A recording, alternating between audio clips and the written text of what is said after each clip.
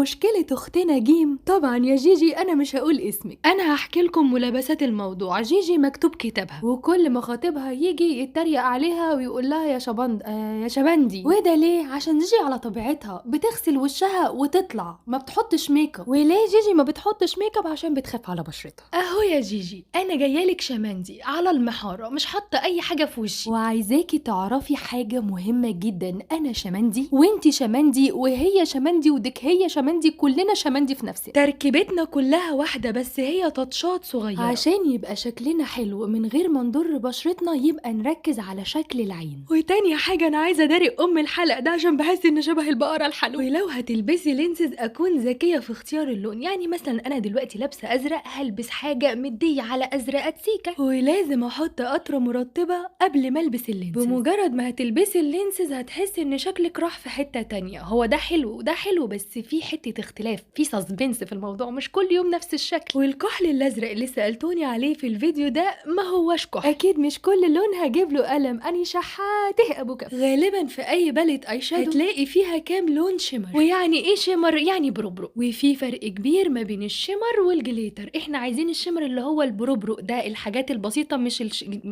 فاهمين قصدي؟ فاهمين. الجليتر بيكون فتافيت، ده بيكون كريمي. وجبنا البتاع اللي معرفش اسمها ايه، او اي فرشه ناعمه عندك رفيعه وتحطي على خط الرموش بتاع العين السفلي، وتشبكي الاصل العين التاني. وريني كده، حلوه. وناخد لون من الوان الاوفوايتات كده. وسامعه الحاجه من بعيد بالطبل والزغاريت بتقولي ما تقولي سكري يا حبيبتي، هنحط سكري في مدمع العين يا حاج. وتشبكي الاصل العين التاني. اظن كده اهو بدأنا نبقى امارات من غير ما نيجي جنب بشرتنا. بنتي يا جيجي انا مش عايزه الموضوع يأثر فيك يا بنت، انا عايزاكي تتشمخي وتتفشخري بنفسك وتبقي واثقه في نفسك كده، وتقولي يا ارض تهزم عليكي قدي تفدي. ايه ده؟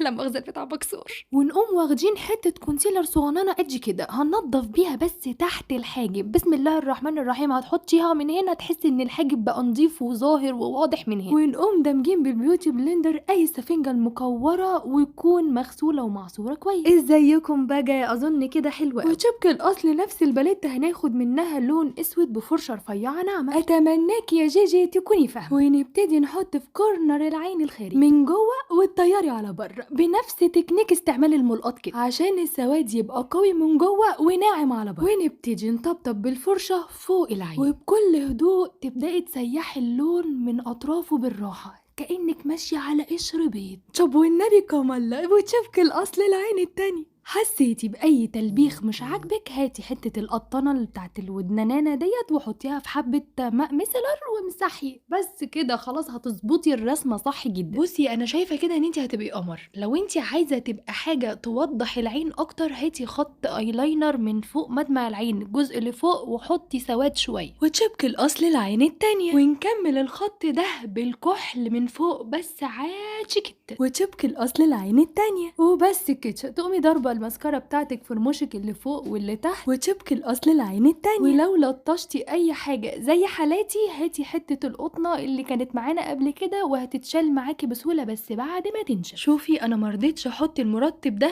قبل ما اصور. ليه؟ عشان تعرفي ان احنا كلنا عادي بنتاثر بعوامل البيئه. كل الناس اللي انت شايفاهم دول فلاتر، البشره الناعمه اللي ما فيهاش غلطه، مفيش حد كده، عادي كلنا بنقشف. ولازم انت تتقبلي نفسك علشان اللي حواليكي يقبلوكي. طول ما انت مش راضيه عن نفسك تفتكري الناس هترضى عنك؟ لا، انا ارضى بنفسي واراضي نفسي وادعي ان ربنا يراضيني. بس الترتيب لوحده خلى الشكل كيوتة. لو انت بقى عايزه تخلبصي شويه وتحطي روج، حطي روج ولا يهمك، اهم حاجه ما اشوفكيش زعلانه. واي قلم عندك امشي على خط الشفايف الابيض من فوق ومن تحت، وبراحتك بقى. عايزه تملي اللي جوه بنفس اللون، عايزه تحطي لون تاني، وحطي بعد كده بقى حته جلوس كده تبرقي وتلمعي، هتروحي في حته تانية خالص. ولو محدش قالك انك قمر، انتي قولي لنفسك انا قمر وقمرين كمان. انا حطيت بلاشر عشان عندي تصوير، لكن انتي خلاص احنا نحافظ على بشرتنا، ما تحطيش اي حاجه، بقينا زي القمر. وخليكي واثقه ان انتي جميله وحلوه وقمر، وانا بحبك جدا. كان معاكم آية عمر، وكنتم معايا اجمل اخوات، وشكرا جدا وبحبكم جدا.